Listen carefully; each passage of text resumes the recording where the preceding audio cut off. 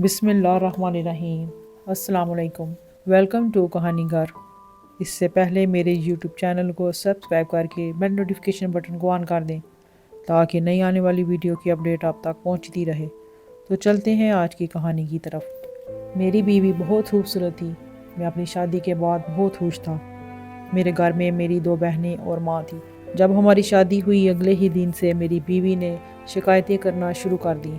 میری ماں اور بہنوں نے بھی کوئی کسر نہیں چھوڑی، وہ بھی اپنی روایتی پن پر اتر آئی تھیں۔ میری بیوی بھی روز مجھے بتاتی، آج یہ ہوا تھا، آج وہ ہوا تھا، اس نے یہ کہا، اس نے وہ کہا۔ اصل میں میری ماں نے اپنے بڑھاپے میں قرآن مجید کو ناظرہ پڑھنا سیکھا تھا۔ میری ماں کا بچپن اور ساری جوانی کسی ماڈرن لڑکی کی طرح گزری تھی۔ میرے نانا نانی بھی دین سے بہت دور تھے، اس لیے انہوں نے اپنی بیٹی کو دینی تعلیم نہیں دی تھی، اور اب میری ماں کو اپنے بڑھاپے میں اپنی آخرت کی فکر ہو رہی تھی، اور میری ماں میرے لیے بھی ایک ماڈرن لڑکی ڈھونڈ لائی تھی جسے سارا دن بننا سنورنا اور ٹی وی پر ڈرامے دیکھنے کا شوق تھا۔ میری ماں کے پاس محلے کے کچھ بچے آتے تھے جن کو وہ قرآن مجید پڑھایا کرتی تھیں۔ ایک دن وہ بچوں کو پڑھا رہی تھیں، اور اگر آپ نے اپنی زندگی میں ایک بھی نیکی کی ہو تو آپ کے لیے ڈال بن جاتی ہے اور آپ کو بڑے سے بڑے مسائل سے نکال لیتی ہے۔ میں دل میں سوچنے لگا کہ میری ماں نے تو ساری زندگی کوئی نیکی نہیں کی۔ میں اپنی ماں کو سمجھدار سمجھتا تھا، پر وہ میری بیوی کے ساتھ ہمیشہ برے طریقے سے پیش آتی تھی۔ انہوں نے اسے اپنی بیٹی سمجھا ہی نہیں تھا۔ بہو کو کبھی کوئی بیٹی نہیں سمجھتا۔ جب ایک عورت کو سارا دن اس کی ساس اور نندیں ذلیل کریں، اسے تنگ کریں، شام کو اپنے شوہر سے اپنے دل کی بات نہیں کرے گی تو کس سے کرے گی؟ ظاہر ہے اس کا موڈ خراب ہی ہوگا۔ میری بیوی اتنی خوبصورت تھی، میں اس کے ساتھ زندگی گزارنا چاہتا تھا، لیکن میں جب بھی کمرے میں آتا وہ منہ پھیلا کر بیٹھی ہوتی، اس کی زبان پر شکایتیں ہوتی اور 1-1.5 گھنٹہ وہ یہی شکایتیں کرتی رہتی۔ میں سنتے ہی سنتے سو جاتا۔ میری زندگی ایسے ہی گزرنے والی تھی۔ کیا میں نے اس لیے شادی کی تھی؟ میں تو پریشان ہو گیا تھا کہ کیا کروں۔ ایک طرف میری بیوی اکیلی تھی، دوسری طرف وہ تینوں تھیں۔ پھر میں نے اپنی بڑی بہن کی شادی کروانے کے بارے میں سوچا اور اس کے لیے رشتہ تلاش کیا۔ جلدی میں مجھے جو رشتہ ملا وہ بالکل بھی مناسب نہیں تھا۔ مجھے اس بات کا خود بھی پتہ تھا۔ میں نے اپنی ماں کو بتا دیا کہ لڑکا پہلے ہی بھی شادی شدہ ہے، لیکن 1 مہینہ بعد اس کی بیوی نے خلا لے لی تھی۔ میری ماں نے کہا کہ 1 مہینے کے بعد لڑکی نے خلا کیوں لی؟ لڑکے کے اندر کوئی مسئلہ تو نہیں؟ میں نے کہا کہ نہیں، بس وہ لڑکی خود ہی نہیں رہنا چاہتی تھی، مگر لڑکا بہت اچھا ہے۔ خیر میری ماں نے میری بات مان لی۔ گھر کا خرچہ میں ہی چلاتا تھا۔ میرے بابا اس دنیا میں نہیں تھے۔ میں نے اپنی بڑی بہن کی شادی کروا دی۔ میری بہن بھی اس رشتے کے لیے مان گئی کیونکہ لڑکا شکل و صورت سے اچھا تھا، لیکن اس کی زندگی میں بہت سے مسائل چل رہے تھے، مگر میں نے پھر بھی اپنی بہن کی شادی اس لڑکے سے کر دی۔ بہن کی شادی کے بعد میں نے اپنی بیوی کا ہاتھ پکڑا اور اسے کہا، اب تو تم خوش ہو نا؟ میری بہن نفیسہ تمہیں تنگ کرتی تھی۔ اس نے کہا، نفیسہ چلی گئی تو کیا ہوا؟ ریحانہ تو ابھی بھی یہیں ہے۔ میں نے کہا، پر وہ تو بہت کم عمر ہے، اس کا کیا کر سکتے ہیں؟ 3-4 سال تو اس کی شادی نہیں ہو سکتی۔ میری بیوی نے کہا، کیوں نہیں ہو سکتی؟ کم عمر لڑکیوں کی شادی تو جلدی ہو جاتی ہے اور وہ بدلے میں کوئی سامان بھی نہیں مانگتے، اس لیے اس کے لیے بھی کوئی رشتہ تلاش کرو تاکہ میری مصیبتیں کم ہو جائیں۔ میں تمہارے ساتھ اس گھر میں خوش رہنا چاہتی ہوں، لیکن یہ سب میری خوبصورتی سے جلتے ہیں، اس لیے مجھے تنگ کرنے کی بہانے تلاش کرتے رہتے ہیں۔ دیکھو میری سکن بھی بہت خراب ہو گئی ہے، مجھے تو اپنا خیال رکھنے کا بھی وقت نہیں ملتا۔ تمہاری ماں اور بہن تو نیک بیویاں بن کر بیٹھ گئی ہیں اور سارے گھر کے کام مجھے کرنے پڑتے ہیں۔ اچھا تم ناراض مت ہو، تمہارے حصے کا کوئی کام ہوگا تو میں کر دوں گا۔ میری بیوی نے اپنا سر پکڑ لیا تھا، اس کی تکلیف کو میں نہیں دیکھ سکتا تھا۔ میں بھی بڑا پریشان تھا۔ میں نے کہا، جیسے ایک بہن کے لیے رشتہ مل گیا ہے، دوسرے کے لیے بھی مل جائے گا۔ ٹھیک تو کہہ رہی تھی میری بیوی، جوان لڑکیوں کے رشتے جلدی مل جاتے ہیں، اور پھر میں نے ان نے کون سی نوکری کرنی تھی؟ ٹائم سے شادی کر کے اپنے گھر چلی جاتی تو اچھا تھا۔ جب میں نے امی سے یہ بات کی تو امی نے کہا، بیٹا پہلے نفیسہ کی شادی کی ہے، وہ خوش نہیں ہے، اس کے گھر والے بڑے عجیب سے لوگ ہیں۔ میں نے امی سے کہا، ہاں تو اگر آپ دوسروں کی بیٹیوں کو تنگ کریں گی تو آپ کی اپنی بیٹیوں کے ساتھ بھی تو یہی ہوگا۔ میری ماں نے کہا، ہم نے تو تیری بیوی کو کچھ بھی نہیں کہا، وہ اپنی مرضی سے اٹھتی ہے، اپنی مرضی سے کھاتی پیتی ہے، موڈ ہوتا ہے تو کام کر دیتی ہے ورنہ نہیں کرتی۔ میں نے کہا میری بیوی ایسی نہیں ہے، میں نے خود دیکھا ہے اسے پورے دن گھر کا کام کرتے ہوئے، اب آپ لوگ جھوٹ نہیں بولیں۔ میری ماں نے کہا تو نے ہماری بات ماننی ہی نہیں ہے، تجھ سے بحث کرنے کا کوئی فائدہ نہیں۔ انہوں نے یہ موضوع چھوڑ دیا اور کہا کہ میں چھوٹی بیٹی کی شادی ابھی نہیں کرنا چاہتی۔ میں نے کہا کہ بہت اچھے لوگ ہیں، آپ کی بیٹی خوش رہے گی۔ نفیسہ اس لیے خوش نہیں ہے کیونکہ اس کی عمر زیادہ ہو گئی تھی، لیکن ریحانہ کی عمر ابھی کم ہے، اس لیے اس کا رشتہ آسانی سے مل گیا ہے۔ وہ لوگ کل آنا چاہتے ہیں۔ میں نے امی سے جھگڑ کر زبردستی اپنی دوسری بہن کی بھی شادی کروا دی۔ یہ لوگ اس قدر امیر تھے کہ انہوں نے جہیز نہیں مانگا تھا۔ اس بات پر میں اور میری بیوی بہت خوش تھے، لیکن شادی کے بعد یہ لوگ بھی میری بہن کو تنگ کرنے لگے تھے۔ امی مجھے بتاتی تو میں کہتا ہر لڑکی کے سسرال میں مسئلے ہوتے ہیں، یوں میری بیوی بھی جا کر اپنے گھر والوں کو بتاتی ہوگی، میری بیوی کو دکھ نہ دیا کریں، تب آپ کی بیٹیاں بھی خوشی خوشی رہیں گی۔ میری ماں نے مجھے کہا تو میرا ایک ہی بیٹا ہے، تجھے میں نے بڑی مشکلوں سے پالا ہے، لیکن تو بالکل ہی اپنی بیوی کے پلو کے ساتھ بندھ گیا ہے۔ بیٹا ایسے نہیں ہوتا، ماں اور بہنوں کا بھی کوئی حق ہوتا ہے۔ میں نے کہا تو بہنوں کی شادی کروا دی ہے، اب اس سے زیادہ اور کون سا فرض ادا کروں؟ اب آپ کا بھی فرض ہے کہ آپ اس گھر کے ماحول کو خراب نہ کریں، کیونکہ میں نے دونوں بہنوں کی شادی کروا دی ہے۔ اب آپ نے میری بیوی کے ساتھ اسی گھر میں رہنا ہے، آپ اس کے ساتھ اچھے طریقے سے رہیں گی تو وہ بھی آپ کی خدمت کرے گی۔ مہربانی کیجئے گا، اب آپ اس گھر کا ماحول خراب نہ کیجئے گا۔ لیکن اگلے ہی دن میری بیوی کو جب میں نے دیکھا تو وہ بیٹھی رو رہی تھی۔ اس نے کہا امی نے مجھے کہا ہے کہ میری دونوں بیٹیاں گھر سے چلی گئی ہیں، اب تو انہیں سارے گھر کے کام کرنے ہیں۔ میں نے کہا کہ ہم کوئی نوکرانی رکھ لیتے ہیں، تو انہوں نے کہا تو ہے نا نوکرانی کی کیا ضرورت، کیا میری شکل نوکرانیوں سے ملتی ہے؟ میں نے کہا کہ انہوں نے ایسا کیسے کہہ دیا، تم کہاں سے نوکرانی لگتی ہو، تم تو کسی بڑے محل کی مالکن لگتی ہو۔ میں اپنی بیوی کی تعریف کرنے لگا، لیکن وہ کہنے لگی کہ مجھے نہیں لگتا کہ اس گھر میں میرا گزارا ہوگا، اب تو آپ کی امی مجھ پر اور بھی زیادہ ظلم کریں گی اور ان کو روکنے والا بھی کوئی نہ ہوگا، انہیں کسی بات کا ڈر نہیں ہوگا۔ میں نے اپنی بیوی کو کہا کہ تمہیں میری ماں کوئی نقصان نہیں پہنچائے، تم فکر نہیں کرو، تم بس آرام کرنا، خود کو سنجانا سنوارنا، تاکہ میں تمہیں دیکھوں اور خوش ہو جاؤں، میرے پورے دن کی تھکن اتر جائے۔ دو بہنوں کی شادی کرنا، نوکرانی رکھنا، اپنی بیوی کے نخرے اٹھانا، ماں کی دوائیوں کا بل ادا کرنا کوئی آسان بات نہیں تھی۔ میری ماں روز مجھ سے شکایت کرتی کہ جہاں تم نے بہنوں کے رشتے کروائے ہیں وہ لوگ اچھے نہیں ہیں، تم نے رشتہ کروا دیا، تم جا کر بات کرو۔ اب میں کیا کر سکتا تھا، کسی کے گھر جا کر کیا کہتا، میری بہن کے ساتھ کیا مسئلہ ہے؟ مجھے تو پتا تھا کہ شادی کے بعد یہ مسئلے مسائل ہوتے ہیں۔ میری بیوی کا بھی ایک بھائی تھا، تو وہ کبھی میرے پاس نہیں آیا تھا یہ کہنے کے لیے کہ آپ نے میری بہن کو کس حال میں رکھا ہوا ہے، تو پھر میں کیسے جا سکتا تھا؟ میں نے اپنی بیوی سے کہا کہ ایک تو امی کو پتہ نہیں کیا ہو گیا ہے، پہلے تو اچھی بلی تھی، مگر جب سے ساس بنی ہیں بالکل بدل گئی ہیں۔ میری بیوی نے کہا دیکھو اگر ان لوگوں نے میرے ساتھ برا نہ کیا ہوتا تو آج تمہاری بہنوں کے ساتھ برا نہ ہوتا۔ اللہ صرف ان کا نہیں ہے، اللہ سب کا ہے، اللہ صرف ایک بندے کو نہیں دیکھتا، اللہ سب کو دیکھ رہا ہوتا ہے۔ مجھے میری بیوی کی بات بالکل ٹھیک لگ رہی تھی، وہ بہت معصوم تھی۔ ایک دن مجھے میری بیوی نے کہا کہ آپ نے مجھے منہ دکھائی میں کچھ بھی نہیں دیا تھا۔ میں نے کہا تم نے خود ہی کہا تھا کہ تم بعد میں اپنی پسند کا گفٹ لوگی، بتاؤ تمہیں کیا چاہیے؟ مجھے آج ہی تنخواہ ملی تھی، میں نے سوچا میری بیوی جو بھی مانگے گی میں اسے لے دوں گا، وہ مجھ سے جان بھی مانگتی تو میں اس کے لیے قربان ہو جاتا۔ میرے سارے دوست مجھ پر رشک کرتے تھے، سارا خاندان حیران تھا کہ اتنی پیاری لڑکی مجھے کیسے مل گئی۔ میری بیوی نے کہا کہ آپ کی تنخواہ سے میرا گفٹ نہیں آ سکتا۔ میں نے کہا کیا اتنی بڑی چیز ہے؟ اس نے کہا نہیں، وہ چیز پہلے ہی آپ کے پاس موجود ہے، آپ نے بس اب وہ مجھے دے دینی ہے۔ میں نے کہا پھر تو میرا فائدہ ہو جائے گا، بتاؤ وہ کون سی چیز ہے؟ اس نے کہا کہ آپ یہ گھر میرے نام کر دیں۔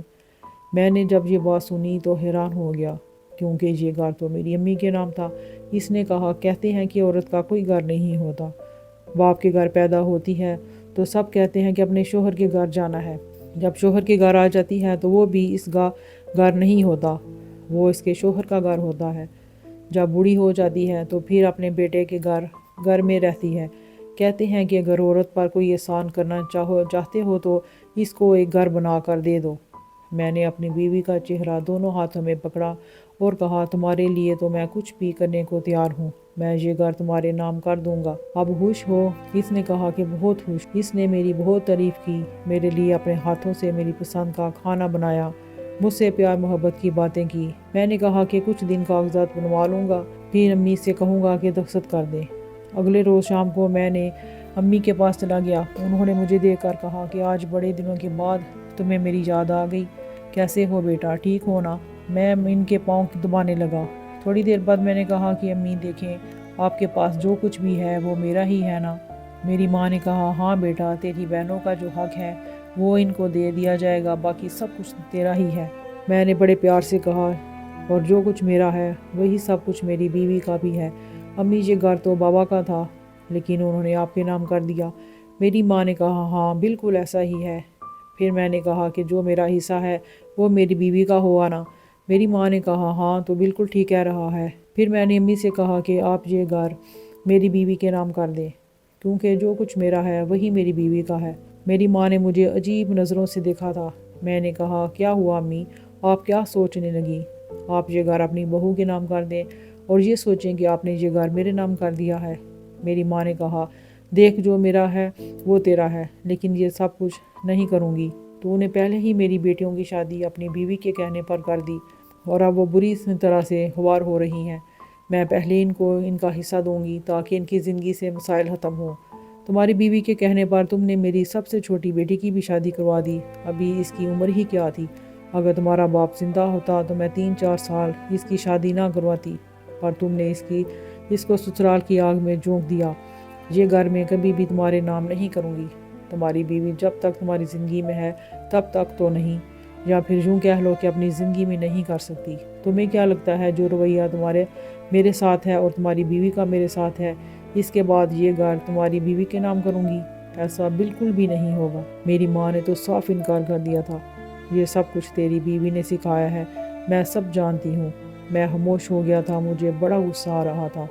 وہ یہ فیصلہ نہیں کریں گی، زمین کو ایسے ہی لوارث چھوڑ کر چلی جائیں گی، لیکن کبھی بھی یہ گھر اپنی زندگی میں میری بیوی کے نام نہیں کریں گی۔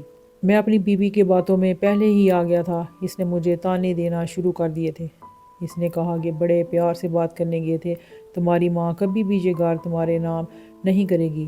اس نے مجھے پہلے ہی کہا تھا کہ وہ کبھی بھی تمہارے نام پر یہ گھر نہیں کریں گی۔ مجھے ماں پر بہت غصہ آ رہا تھا۔ سارا دن قرآن مجید پڑھتی تھی مگر میرے ساتھ انصاف نہیں کرتی تھی۔ دن اسی طرح گزرنے لگے۔ ایک دن میں گھر آیا، میری ماں کے ساتھ میری بیوی کا جھگڑا ہو رہا تھا۔ میری ماں اسے بہت باتیں سنا رہی تھی۔ میں نے یہ منظر دیکھ لیا تھا۔ آج دودھ کا دودھ پانی کا پانی ہو گیا تھا۔ میری ماں نے کیسے میری بیوی کو اتنی ساری باتیں سنا دی؟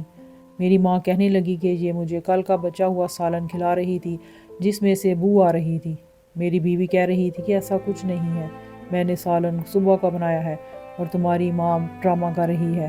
یہ سب دیکھ کر میرا دماغ خراب ہو رہا تھا۔ مجھے میری بیوی کی بات پر یقین ہو گیا تھا۔ میں نے امی سے کہا کہ آپ اس عمر میں جھوٹ بولتی ہیں، آپ کو شرم آنی چاہیے۔ یہ کوئی آپ کی عمر ہے گھر میں جھگڑے کرنے کی؟ میری امی کی آنکھوں میں آنسو آ گئے۔ انہوں نے مجھے عجیب سی نظروں سے دیکھا۔ خیر ان کو مجھ سے یہ امید نہیں تھی۔ اس دن کے بعد سے روز ہی گھر میں جھگڑے ہونے لگے تھے۔ ایک روز میری بیوی مجھے کہنے لگی اپنی ماں کو گھر سے نکال دو، یہاں تو بہت نخرے کرتی ہے، کچھ دن گھر سے باہر دھکے کھائے گی تو عقل ٹھکانے آ جائے گی، پھر یہ ہمارے گھر نام کر دیں گی۔ مجھے بیوی کا یہ منصوبہ بڑا اچھا لگا۔ میں نے کہا تم ٹھیک کہہ رہی ہو۔ میں اپنی ماں کے کمرے میں گیا، وہ روز کی طرح قرآن مجید پڑھ رہی تھی۔ میں نے غصے میں کہا آپ نے میری ساری زندگی کا بیڑا غرق کر دیا ہے۔ میں نے ان پر کافی غصہ کیا، بہت سے الزامات لگائے، وہ ہر بات پر صفائی دینے لگیں۔ اس کے بعد میں نے ان کا ہاتھ پکڑا اور کہا بس میرے گھر سے نکل جائیں، یہ میرا گھر ہے، آپ اس میں نہیں رہیں گی۔ اگر یہ گھر مجھ سے لینا ہے تو جائیں، جا کر کورٹ میں کیس کریں۔ میں اپنی ماں کو گھر سے باہر نکالنے لگا تھا۔ میری ماں چیخنے چلانے لگی تھی، اس نے رونا شروع کر دیا۔ یہ رات کا وقت تھا پر رات اتنی بھی نہیں تھی کیونکہ گرمی کا موسم تھا، سب لوگ جاگ رہے تھے، محلے والے بھی اکٹھے ہو گئے۔ ایک آدمی میری طرف بڑھا، اس نے کہا یہ کیا کر رہے ہو بیٹا، کیوں اپنی ماں کے ساتھ یہ ظلم کر رہے ہو، کیوں اپنی جنت کو گل سے نکال رہے ہو؟ میں نے کہا کہ یہ میری جنت نہیں ہے، اس نے میری زندگی کو جہنم بنا دیا ہے۔ میں نے اپنی ماں کو گھر سے باہر نکال دیا۔ میری بیوی بھی میرے پیچھے پیچھے تھی، وہ بھی یہ سارا منظر دیکھ رہی تھی۔ میں اپنی ماں کو گھر سے گھسیٹتا ہوا باہر لے آیا تھا۔ شور شرابے کی وجہ سے محلے کے سارے لوگ اپنے گھروں سے نکل آئے تھے۔ میں نے کہا جس کو زیادہ ہمدردی ہے وہ اس بڑھیا کو اٹھا کر اپنے گھر لے جائے، مجھے کوئی فرق نہیں پڑتا۔ میں نے اپنی بیوی کا ہاتھ پکڑا اور گھر کی طرف چل پڑا۔ ہم لوگوں نے گھر میں قدم رکھا اور دروازہ بند کیا ہی تھا کہ اچانک مجھے ایسے لگا جیسے ساری زمین کانپ رہی ہے۔ ہمیں فوراً سمجھ آ گیا کہ کیا ہو رہا ہے، کیونکہ زلزلہ آ رہا تھا۔ ہم لوگ باہر کی طرف بھاگنے لگے، لیکن پتہ نہیں کیسے اچانک سے دروازہ لاک ہو گیا۔ شاید میں نے ہی لاک کیا تھا، مگر چابی میری جیب میں نہیں تھی۔ ہم باہر نہ نکل پائے۔ ہمارے گھر کا 50% حصہ گر گیا تھا۔ میری بیوی کے اوپر بہت سا ملبہ گر گیا تھا اور وہ وہیں دم توڑ گئی تھی۔ میرے اوپر بھی کافی سارا ملبہ گر گیا، لیکن مجھے نکال لیا گیا۔ میری دونوں ٹانگیں ٹوٹ گئی تھیں۔ آنکھ کھلی تو ہسپتال میں تھا۔ میری ماں میرے سامنے تھی، وہ میرے لیے رو رہی تھی۔ مجھے سب سمجھ آ گئی کہ میرے ساتھ یہ سب کیوں ہوا ہے۔ میں نے ماں سے معافی مانگی۔ میں نے کہا کہ مجھے تیری بد دعا لگ گئی ہے۔ ماں نے کہا کہ میں نے تجھے کبھی بد دعا نہیں دی، یہ اللہ تعالیٰ کی طرف سے عذاب تھا جو صرف ہمارے گھر پر نازل ہوا تھا۔ محلے کے باقی کسی گھر میں نقصان نہیں ہوا۔ میری خوبصورت بیوی جس سے میں بہت محبت کرتا تھا، وہ اس زمین کے نیچے دفن ہو چکی تھی، کیونکہ اس نے میری زندگی برباد کی تھی۔ میری بہنوں کے گھر بھی ٹھیک سے نہ بسے تھے، وہ بہت تکلیف اٹھا رہی تھیں۔ میری ماں کو بھی میں نے بہت دکھ دیا تھا۔ اب میں اپنے قدموں پر چل نہیں سکتا تھا۔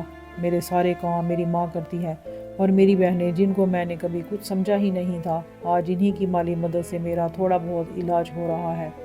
میں ابھی اس قابل ہوا ہوں کہ تھوڑا بہت گھر پر بیٹھ کر کام کر لیتا ہوں۔ اپنا اور اپنی ماں کا پیٹ پالنے کے لیے میں نے ایک چھوٹی سی دکان گھر کے بیٹھک میں بنا لی ہے۔ میری بیماری پر میرا سارا پیسہ خرچ ہو گیا تھا اور میں ابھی تک اپاہج ہوں۔ اب میں ویل چیئر کا سہارا لیتا ہوں۔ میری ٹانگیں ختم ہو گئیں۔ میرا سب کچھ برباد ہو گیا۔ شاید میں نے اپنی ماں کا دل دکھایا تھا، جہاں اللہ نے مجھے اتنی بڑی سزا دی ہے۔ جس کے لیے سب کچھ کیا وہ اس دنیا سے چلی گئی ہے۔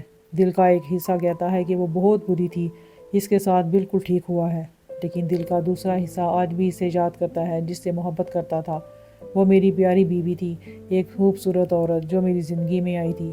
اس کی مسکراہٹ، اس کی خوبصورتی اور اس کی آواز آج بھی میرے دل میں گونجتی ہے۔ آخری دفعہ اس نے مجھے پکارا تھا، اس کے بعد میری آنکھوں کے آگے اندھیرا چھا گیا تھا۔ اس نے میرے گھر والوں کے ساتھ بہت برا کیا تھا۔ وہ ہمیشہ جھوٹ بولتی تھی۔ اس نے میری ماں کو بڑے دکھ دیے، میری بہنوں کو بھی ذلیل کیا۔ وہی تھی جو ہمارے گھر میں بری تھی۔ وہ اس کہانی کا منفرد کردار تھی۔ میں اپنی ماں کو برا سمجھتا تھا۔ میں آج اپنی ماں اور اللہ تعالیٰ سے معافی مانگتا ہوں۔